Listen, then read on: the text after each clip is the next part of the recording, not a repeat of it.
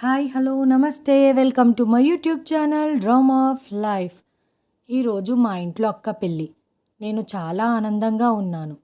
మా ఇంటికి దగ్గరలోని కళ్యాణ మండపంలో పెళ్లి జరిపించాము. మా అక్క పెళ్లి కోసం మేము చాలా ఏళ్ళుగా ఎదురు చూస్తున్నాము. ఎందుకంటే అక్కకు పెళ్లి వయసు దాటిపోవడంతో సంబంధాలు రావటం లేదు. కానీ సడన్గా ఒక మంచి ఇంటి నుంచి సంబంధం రావడంతో త్వరగా పెళ్లి తేదీని ఖరారు చేసుకున్నాము. మేమంతా సంతోషంగా ఎదురు చూసిన ఆ పెళ్లి రోజు రానే వచ్చింది. ఇంటి నుండి బంధువులందరూ కళ్యాణ మండపానికి వెళ్ళారు. ఇప్పుడు నేను మా తమ్ముడు మాత్రమే మిగిలి ఉన్నాము. మేమిద్దరం బయలుదేరి కళ్యాణ మండపం చేరుకునేసరికి అబ్బాయి వాళ్ళు ఊరేగింపుతో మండపానికి చేరుకున్నారు. మేము వారందరికీ ఘనస్వాగతం పలికాము. పెళ్లి తంతు మొదలయ్యింది.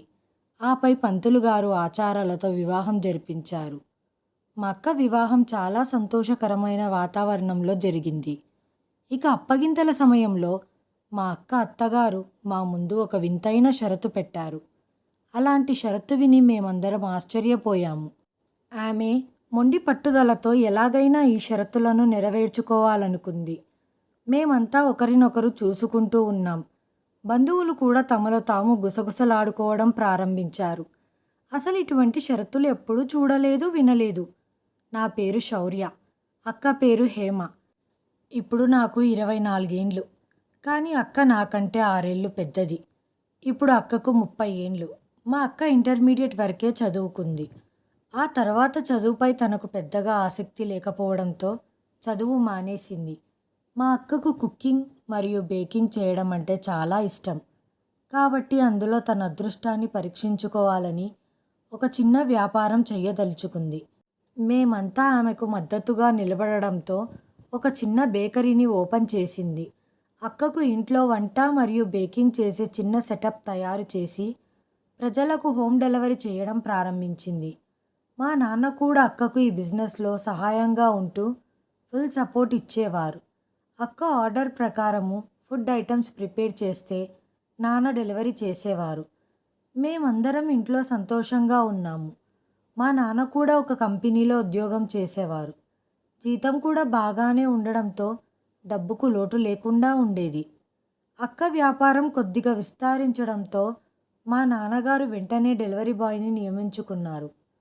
అతను ప్రతి ఆర్డర్ ప్రకారం పేమెంట్ తీసుకొని ఫుడ్ డెలివరీ చేసేవాడు. అక్క ఈ వ్యాపారం ప్రారంభించినప్పుడు నేను డిగ్రీ చదువుతున్నాను. నాకు చదువంటే చాలా ఇష్టం. మరియు నేను నా ఎంఎస్సిని పూర్తి చేసి కళాశాలలో ప్రొఫెసర్ కావాలనుకున్నాను. ఒకరోజు మా ఇంట్లో మా అమ్మా నాన్నలు మా అక్క సంబంధం గురించి మాట్లాడుకోవడం మొదలుపెట్టారు. అమ్మ మాటలు విన్న అక్క, ఇప్పుడిప్పుడే నా వ్యాపారం బాగా నడుస్తుంది. నేను సెటిల్ అవ్వాలంటే నాకు మరింత సమయం కావాలి అనింది. కానీ అమ్మ నాన్నకి పెళ్ళికి ఇదే సరైన సమయం. తర్వాత మీ అభిరుచులను కొనసాగించండి అని అమ్మా నాన్నల ఒత్తిడితో మా అక్క కూడా తన అభిప్రాయాన్ని చెప్పింది. ఆపై చాలా ఉత్సాహంగా మా అక్కకు సంబంధాలు చూడడం ప్రారంభించారు. మా బంధువులందరికీ ఫోన్ చేసి ఎవరైనా మంచి అబ్బాయి ఉంటే చెప్పమని అడిగేవాళ్ళం. కానీ ఎవరూ ఏ సంబంధం చూపలేదు. మా అక్క చూడటానికి అందంగా ఉంటుంది, బాగా చదువుకుంది, డ్రెస్సింగ్ సెన్స్తో పాటు మంచి నడవడిక నైపుణ్యాలు ఉన్నాయి. కానీ అక్కకు మాత్రం సంబంధం ఎక్కడా కుదరడం లేదు. ఏదైనా సంబంధం ఫిక్స్ అవుతుందని మేము భావించినప్పుడు ఏదో ఒక కారణం వల్ల మాటల వరకే ఉండిపోయేది, పెళ్ళి దాకా వెళ్ళేది కాదు. అయినా మేము 4 ఏళ్ల నుంచి సంబంధాలు చూడడం కొనసాగిస్తూనే ఉన్నాము. ఒకసారి కొన్ని కారణాల వల్ల వాళ్ళు తిరస్కరిస్తే ఇంకొన్నిసార్లు అమ్మా నాన్నలు తిరస్కరించేవారు. దీంతో అక్క విసిగిపోయింది. ఈ కారణంగా ఇంట్లో ఎప్పుడు విచిత్రంగా టెన్షన్ పడుతూ ఉండేది. అక్క తనేమో తప్పు చేసిన దానిలాగా భావించడం ప్రారంభించింది. నాన్నగారు కావాలంటే చెల్లి శౌర్యకి సంబంధాలు చూడండి, ఇప్పుడు నాకు సంబంధాలు చూడాల్సిన అవసరం లేదని స్పష్టంగా అక్క చెప్పింది. అమ్మా నాన్నలు అక్క బాధను అర్థం చేసుకున్నారు. పదే పదే తిరస్కరించడం వల్ల అక్క డిప్రెషన్లోకి వెళ్ళింది. ఈ సమస్యతో చాలా బాధపడింది. కానీ అమ్మా నాన్నలు దీన్ని అంగీకరించడానికి సిద్ధంగా లేరు. కాబట్టి వారు నిరంతరం తమ ప్రయత్నాలలో నిమగ్నమై ఉండేవారు. వారు ఎంత ప్రయత్నించినా కానీ సంబంధాలు కుదిరేది కాదు. రోజువారీ తిరస్కరణలు, అక్కకు మానసిక సమస్యలను కలిగిస్తున్నాయి. అయితే అక్క డిప్రెషన్ గురించి మేము అంతగా తెలుసుకోలేకపోయాము. భావోద్వేగ విధ్వంసంలో మా అక్క బాధితురాలుగా మారి చాలా ప్రమాదకరమైన అడుగు వేసిన రోజు. మేము అక్క పరిస్థితి గురించి అర్థం చేసుకున్నాము. ఏం జరిగిందంటే, ఆ రోజు కూడా మా అక్క కోసం ఒక సంబంధం వచ్చింది. ఆ కుటుంబం చూడడానికి చాలా మంచివారిలాగా ఉన్నారు. మా అమ్మ వచ్చిన వాళ్ళతో సంబంధం గురించి మాట్లాడుతున్నారు. అకస్మాత్తుగా ఆంటీ, మీ కూతుర్ని పిలవండి అని చెప్పింది. తప్పకుండా పిలుస్తానని అమ్మ వెళ్ళి అక్కను రూమ్లో నుంచి బయటికి తీసుకువచ్చింది. అక్క రోజు ఇంట్లో ఉండేలాగే చాలా సింపుల్గా ఉంది. వెళ్ళి సోఫాలో కూర్చుంది. అమ్మాయి అయితే బాగుంది, కానీ వయసు కొంచెం ఎక్కువగా అనిపిస్తుంది అని అబ్బాయి వాళ్ళ అమ్మ మా అమ్మతో చెప్పింది. ఇది విన్న అక్క అమ్మ వైపు చూసింది, కానీ అమ్మ మౌనంగా ఉండమని సైగ చేసింది. అక్కకు బదులుగా అమ్మే స్వయంగా సమాధానం ఇచ్చింది.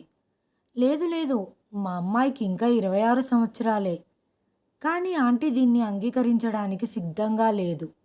ఎందుకంటే మా అక్క శరీరం మునుపటి కంటే కొంచెం లావుగా మారినందున మీ కూతురికి ఖచ్చితంగా కనీసం 32 ఏళ్ళు ఉంటాయి అనడంతో అమ్మ నాన్న మౌనంగా కూర్చుండిపోయారు.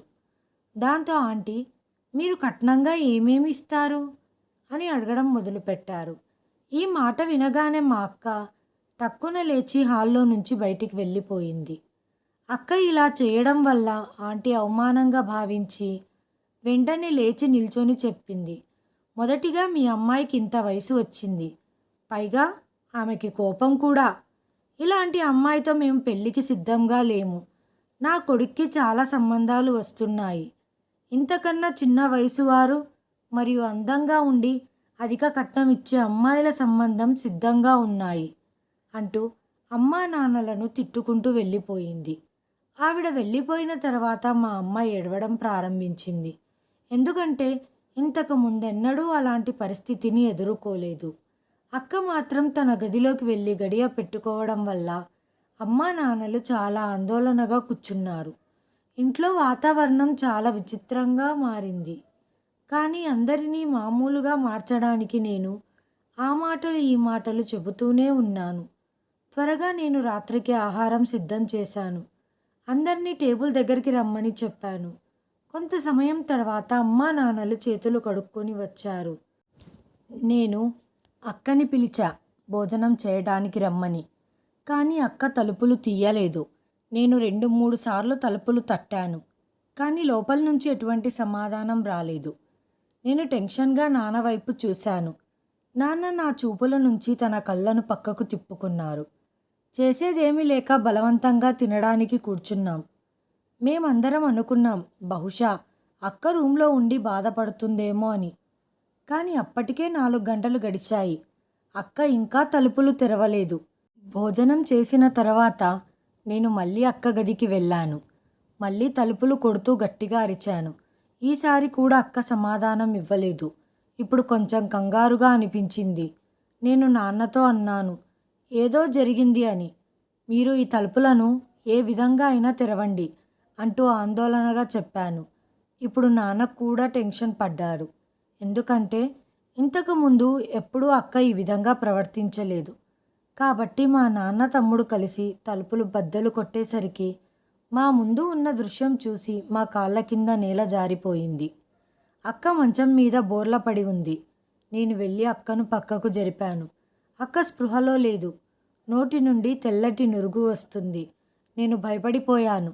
టెన్షన్ పడుతూ అక్క పల్స్ని చెక్ చేయగా చాలా నెమ్మదిగా కొట్టుకుంటుంది. వెంటనే నాన్నతో చెప్పాను, అక్కను హాస్పిటల్కి తీసుకొని వెళ్దాము అని. అప్పటికే నాన్నకు అమ్మకు కాళ్ళు చేతులు చల్లబడ్డాయి. వయసులో ఉన్న కూతుర్ని ఈ స్థితిలో చూడటానికి తల్లిదండ్రులకు చాలా ధైర్యం కావాలి.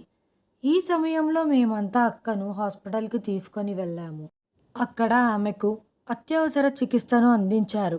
డాక్టర్ చెప్పిన ప్రకారం మరికొంత సమయం గడిచి ఉంటే అక్క బ్రతకడం అసాధ్యమని చెప్పి, ఇది పోలీస్ కేసు, ఈ కేసు గురించి పోలీసులకు చెప్పాల్సి ఉంటుంది అనడంతో మా నాన్నగారు కూతురు పరువు పోతుందని డాక్టర్ గారిని చాలా రిక్వెస్ట్ చేశారు. మా నాన్న పరిస్థితిని అర్థం చేసుకున్న డాక్టర్ కూడా పోలీసులకు సమాచారం ఇవ్వలేదు. అక్కను రాత్రంతా హాస్పిటల్లో ఉంచారు. ఉదయానికి ఆమె ఆరోగ్యం బాగుపడింది. స్పృహ వచ్చిన తర్వాత అక్క ఎవరితోనూ మాట్లాడలేదు. ఆమె కన్నీళ్లతో మౌనంగా ఏడుస్తూనే ఉంది. నేను కూడా అక్కతో ఏమీ మాట్లాడలేదు. ఎందుకంటే నాకు తనలోని బాధ తెలుసు. ఒక అమ్మాయి తనలో ఏ లోపం లేకపోయినా పదే పదే రిజెక్ట్ అవ్వడం అనేది ఎంత బాధగా ఉంటుందో నేను అర్థం చేసుకోగలిగాను. ఉదయం డాక్టర్ సందర్శించిన తర్వాత మేము అక్కని ఇంటికి తీసుకొని వచ్చాము. అక్క నిద్ర మాత్రలను వేసుకుంది. నాన్న తనను తాను అపరాధిగా భావించడం ప్రారంభించాడు. అతని వల్లే తన కూతురు ఈ పరిస్థితిలో ఉంది అని. అప్పుడు నేను అమ్మకు నాన్నకు ధైర్యం చెప్పేదాన్ని. కొన్నిసార్లు మా అక్కకి కూడా అడ్వైజ్ ఇచ్చేదాన్ని. అక్క ఈ పరిస్థితి నుంచి బయటపడటానికి 2-3 రోజులు పట్టింది. ఆ తర్వాత అందరం సాధారణ జీవన శైలికొచ్చేశాము. నేను అక్కకు వివరించేదాన్ని. నీకు ఏదైనా జరిగితే అమ్మా నాన్నలు ఏమవుతారు? నాన్న వాళ్లకు ముందే చాలా టెన్షన్స్ ఉన్నాయి. ఇప్పుడు నువ్వు వారిని మరింత ఇబ్బంది పెడుతూ దుఃఖాన్ని కలిగిస్తున్నావు అనడంతో అక్క చాలా బాధపడింది. ఏమీ మాట్లాడకుండా తలదించుకుంది. ఈ సంఘటన తర్వాత అక్క కాస్త మౌనంగా ఉండడం ప్రారంభించింది. కానీ ఆమె ఒక్క విషయం మాత్రం మానలేదు. అదే తన పని. ఆమె తన పనిలో చాలా నిజాయితీగా ఉండేది. ఆమె ఆర్డర్లన్నీ సమయానికి పూర్తి చేసేది. తనలోని గిల్టీనెస్ పోయిన తర్వాత అక్క అమ్మా నాన్న దగ్గరికి వెళ్ళి క్షమాపణలు చెప్పడంతో అక్కని కౌగిలించుకొని ఏడవడం ప్రారంభించారు. కొన్ని రోజుల్లో పరిస్థితి అంతా నార్మల్ అయ్యాయి. కొద్ది రోజుల తర్వాత అమ్మా నాన్నలు మళ్ళీ అక్క సంబంధం గురించి మాట్లాడబోయారు. అప్పుడు నేను అక్క మానసిక స్థితిని దృష్టిలో పెట్టుకొని ఎవరితోనూ సంబంధం గురించి కొన్ని రోజుల వరకు మాట్లాడొద్దు, అలాగే ఇంటికి ఎవరినీ పిలవకండి అనడంతో మా నాన్నగారు నా ఉద్దేశాన్ని అర్థం చేసుకున్నారు.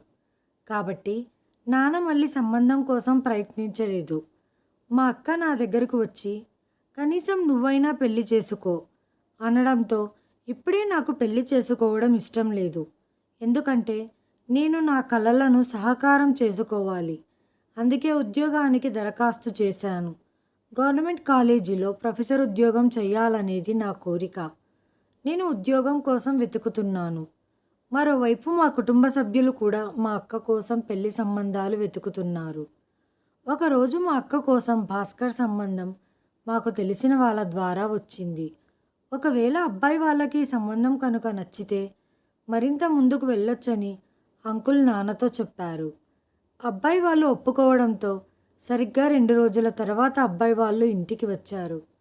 ఈ సంబంధం ఖచ్చితంగా ఖాయం అవుతుందని పూర్తి ఆశతో ఉన్నాం కాబట్టి మేము దాని ప్రకారమే అన్నీ సిద్ధం చేసుకున్నాము. మేము అనుకున్నట్లే జరిగింది. బంధువులందరి ముందు ముఖ్యమైన విషయాలన్నీ మాట్లాడుకున్నారు. అక్క కూడా భయపడుతూనే ముందుకు వచ్చింది. ఎందుకంటే ఈరోజు కూడా తనని రిజెక్ట్ చేస్తారేమో అని. కానీ ఆమె కూర్చున్న కొద్దిసేపటికి అక్క నచ్చిందని పెళ్లి సంబంధం ఖరారు చేశారు. అమ్మ నాన్న నోరు తెరిచి చూస్తూ ఉండిపోయారు. ఎందుకంటే ఈ సంబంధం ఇంత త్వరగా కుదురుతుందని వారు కూడా ఊహించలేదు. కాబట్టి ఆ సమయంలో ఎలాంటి అభ్యంతరం చెప్పలేదు. దీనికి సిగ్గుపడుతూ అక్క లోపలికి వెళ్ళిపోయింది. అక్క పెళ్లి ఖరారయ్యింది. నా తల్లిదండ్రులు, అక్క, నేను చాలా సంతోషంగా ఉన్నాము. ఆఖరికి తన సహనానికి ప్రతిఫలం లభించింది. బాగా చదువుకున్న మంచి డాక్టర్ తన జీవిత భాగస్వామిగా రాబోతున్నాడు. అబ్బాయి వాళ్ళు కూడా అమ్మా నాన్నలను ఇంటికి ఆహ్వానించారు. 3 రోజుల తర్వాత అమ్మా నాన్నలు అబ్బాయి వాళ్ళ ఇంటికి వెళ్ళారు. భాస్కర్ వాళ్ళకి పెద్ద బంగ్లా ఉంది. ఇంట్లో ప్రతి లగ్జరీ వస్తువు ఉంది. పదే పదే ఇంటిని చూస్తూ నేను అమ్మ మురిసిపోయాము. అబ్బాయి కూడా చాలా సంస్కారవంతుడు, ప్రేమ గలవాడు. అంతా బాగానే ఉంది. అలా కూర్చొని ఉండగా భాస్కర్ వాళ్ళ అమ్మ వచ్చి, వదినా, నేను మీతో ఒక ముఖ్యమైన విషయం మాట్లాడాలి అనుకుంటున్నాను. మీరు ఈ విషయం అర్థం చేసుకుంటారని ఆశిస్తున్నాను అని మా అమ్మతో చెప్పినప్పుడు, ఆ వదినా చెప్పండి అనగానే, నిజానికి నేను అనారోగ్యంగా ఉన్నాను. నాకు షుగర్ మరియు బీపీ రోగాలు ఉన్నాయి. నా ఆరోగ్యం ఎప్పుడు ఎలా ఉంటుందో తెలియదు. అందుకే త్వరగా పెళ్లి చేయాలని కోరుకుంటున్నాను. నా కొడుకు పెళ్లి చేసిన తర్వాత నేను ప్రశాంతంగా చనిపోతాను. నా విన్నపం ఇదొక్కటే. పెళ్లి తేదీ త్వరగా తెలియజేయండి అని భాస్కర్ తల్లి చెప్పినప్పుడు అమ్మ నాన్న వైపు చూసింది. ఎందుకంటే అమ్మ ఒంటరిగా ఈ నిర్ణయం తీసుకోలేదు. అందుకే తండ్రి అభిప్రాయం తెలుసుకోవాలనుకుంటుంది. నాన్న కూడా కొంతసేపు ఆలోచించి, సరే మీ కోరిక ప్రకారం కానివ్వండి. ఈ విషయంలో మాకు ఎటువంటి అభ్యంతరమూ లేదు. పెళ్లి పనులన్నీ చేసుకోవడానికి కొంత సమయం ఇవ్వండి. దాని ద్వారా మేము పెళ్లి ఘనంగా చేయగలుగుతాము అని మా నాన్న అన్నప్పుడు, అన్నయ్య అస్సలు కంగారు పడకండి. మాకు కట్నం అస్సలు వద్దు. మీరు మీ కూతురికి 2 జతల బట్టలు మాత్రమే ఇచ్చి పంపించండి చాలు. నీ కూతుర్ని మాకిస్తే అన్నీ ఇచ్చినట్లుగా భావిస్తాము. ఇదే మాకు పెద్ద విషయం అని ఆంటీ ఎంతో ప్రేమగా చెప్పింది. ఇది మీ ప్రేమ పెద్దరికం. కానీ మా కూతుర్ని ఈ విధంగా వట్టి చేతులతో అత్తారింటికి పంపలేము. సమాజం ఏమనుకుంటుంది? కాబట్టి ఉన్న ఆచారాలను పాటిస్తాము అని నాన్నగారు అన్నారు. 20 రోజుల తర్వాత పెళ్లి తేదీ ఖరారు అయింది. అమ్మా నాన్న చాలా సంతోషించారు. మా కుటుంబంలో ఇదే మొదటి పెళ్ళి. పెళ్లి కోసం నేను అక్క షాపింగ్ మొదలుపెట్టాము.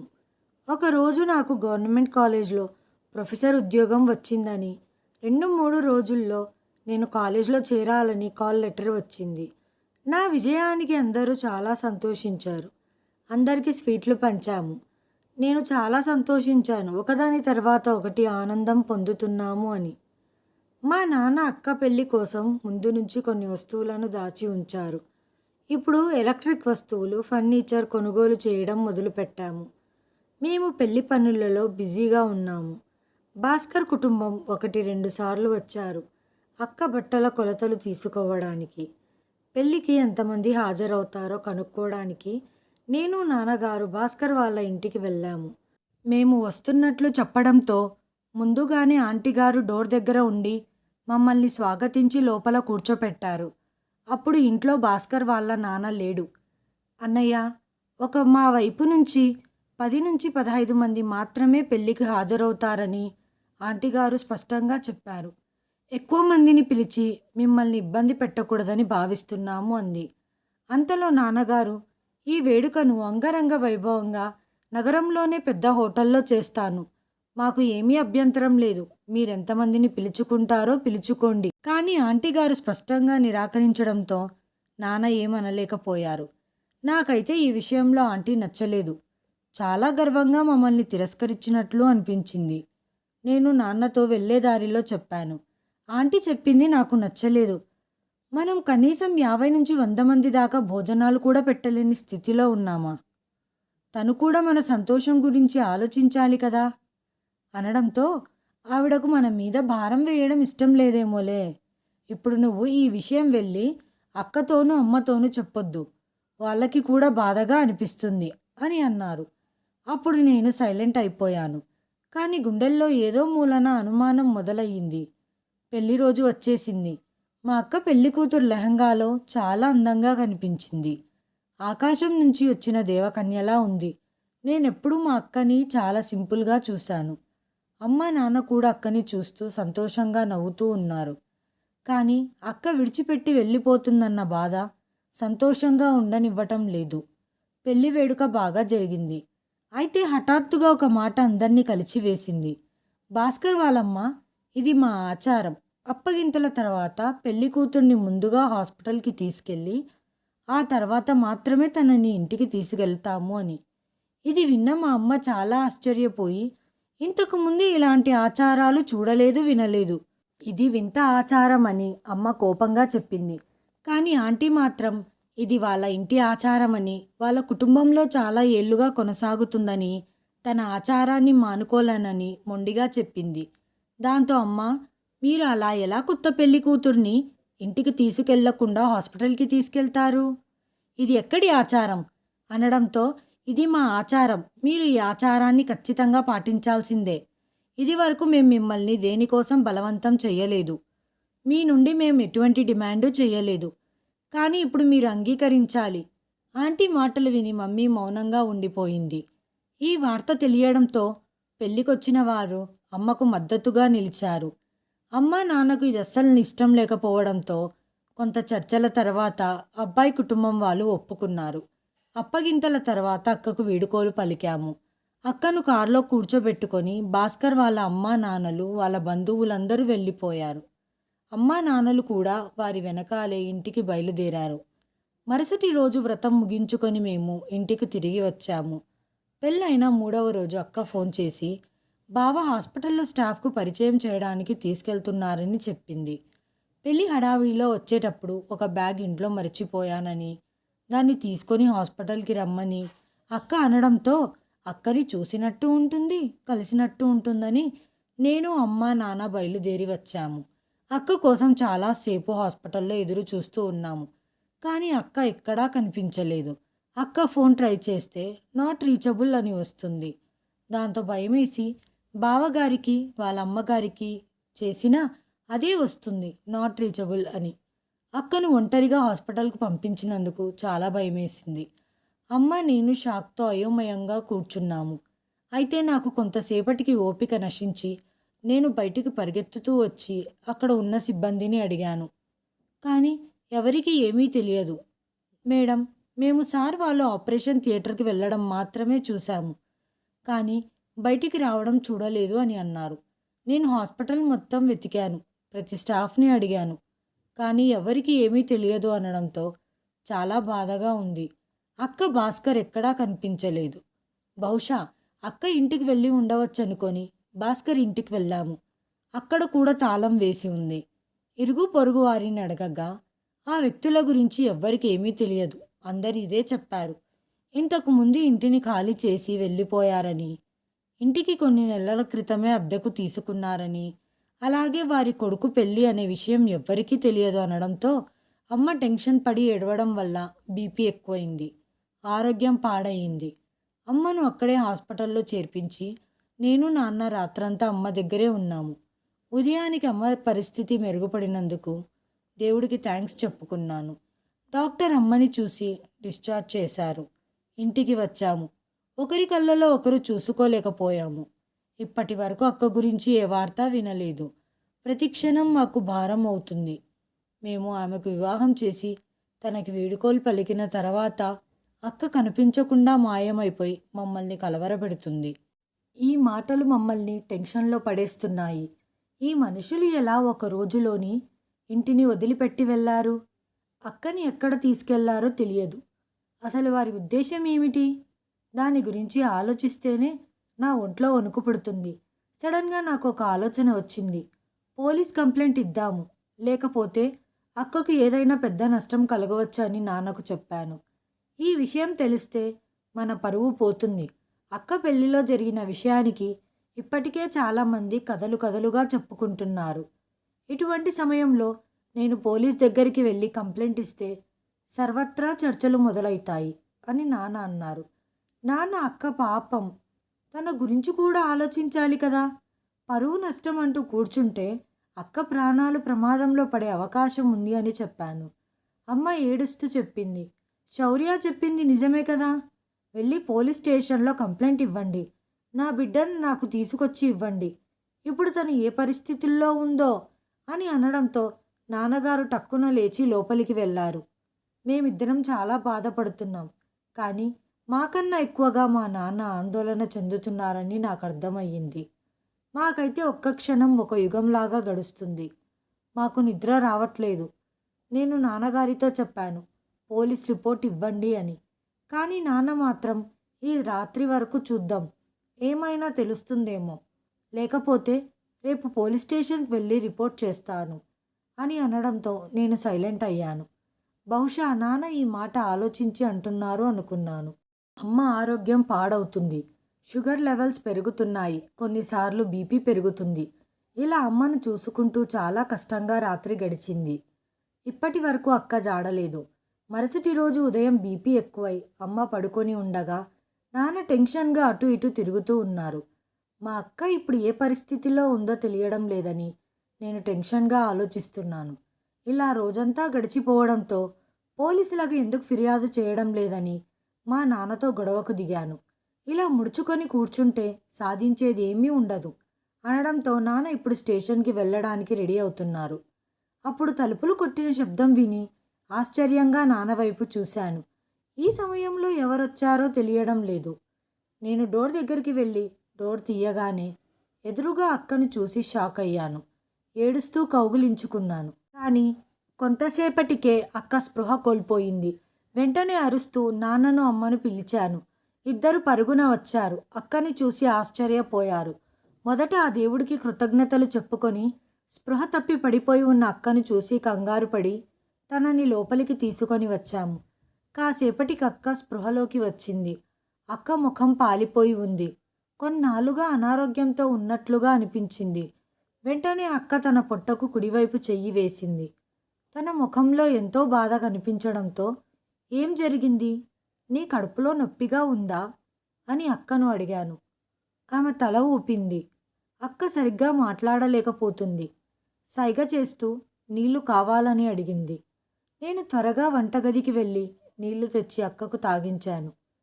కానీ అక్క మాత్రం లేవలేకపోయింది. పడుకొనే నీళ్లు త్రాగి శరీరంలో ప్రాణం లేనట్లుగా మళ్ళీ పడుకుంది. ముగ్గురం చాలా టెన్షన్తో అక్క ఇబ్బందిని చూస్తున్నాము. అక్క, నీకేమైంది? విషయం ఏంటో చెప్పు అని అడగగా కొంతసేపటికి అక్క మెల్లగా మాట్లాడడం ప్రారంభించింది.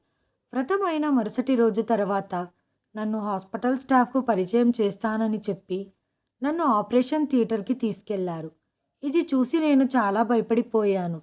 నన్ను ఇక్కడికి ఎందుకు తీసుకొచ్చారని పదే పదే అడిగాను.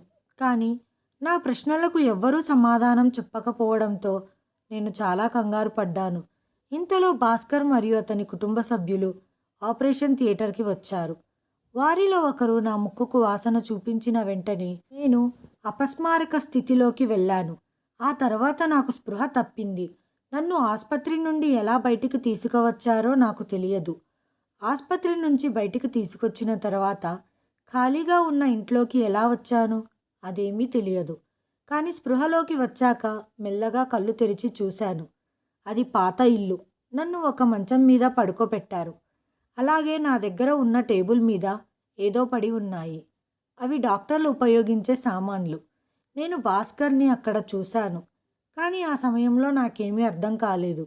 ఎందుకంటే బహుశా నేను స్పృహ కోల్పోతున్నాను. తర్వాత నేను స్పృహలోకి ఎన్ని గంటలకు వచ్చానో తెలియదు. నా శరీరమంతా తీవ్రమైన నొప్పి అలసటతో ఉంది. నేను నా పొట్ట కుడివైపున చెయ్యి వేసి గట్టిగా అరిచాను. కానీ అక్కడ ఎవ్వరూ లేరు. ఆ సమయంలో నా అరుపు విని ఎవరు వచ్చే అవకాశం లేదు.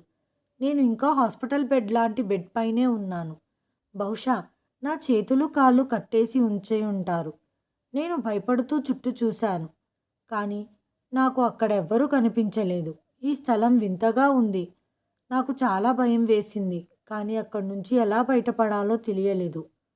ఇలా బాధతో నొప్పితో ఎంత సమయం గడిచిందో తెలియదు.